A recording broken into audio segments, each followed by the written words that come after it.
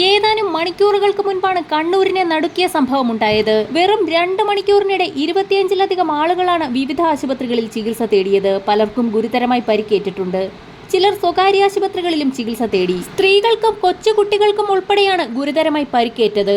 കണ്ണൂർ ചക്കരക്കല്ലിനെ വിറപ്പിച്ചുകൊണ്ട് ഏതാനും മണിക്കൂറുകൾക്ക് മുൻപാണ് കൂട്ട നിലവിളി ശബ്ദമുയർന്നത്. നിലവിളി കേട്ട് ഓടിയെത്തിയ നാട്ടുകാർക്കും പരിക്കേറ്റു. 25-ലധികം ആളുകളെയാണ് തെരുവുനായ ഓടിച്ചിട്ട് കടിച്ചത്. കാര്യമെന്താണെന്നറിയാൻ ഓടിക്കൂടിയ നാട്ടുകാർക്കും കടിയേറ്റു. മദ്രസയിൽ പോയി വരുന്ന കുട്ടികൾക്കും വീട്ടുമുറ്റത്ത് കളിക്കുകയായിരുന്ന കുട്ടികൾക്കും കടിയേറ്റിട്ടുണ്ട്.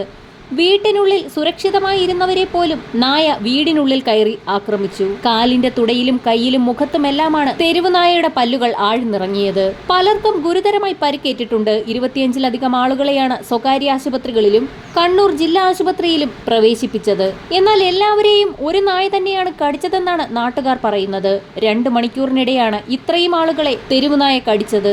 റോഡിലൂടെ നടന്നു പോകുന്നതിനിടെ നായ നിരവധി പേരെ കടിച്ചിട്ടുണ്ട്. സംസ്ഥാനത്തുടനീളം എല്ലാ ജില്ലകളിലും തെരുവുനായകളുടെ ആക്രമണം വർദ്ധിച്ചു വരുന്ന സാഹചര്യത്തിൽ പൊതുജനങ്ങൾ ജാഗ്രത പാലിക്കണമെന്ന് മുന്നറിയിപ്പ് നൽകി. എന്നാൽ തെരുവുനായകൾ പെരുകുന്ന സാഹചര്യത്തിൽ സർക്കാർ കർശന നിലപാട് സ്വീകരിക്കുന്നില്ല എന്ന് നാട്ടുകാർ ആരോപിച്ചു.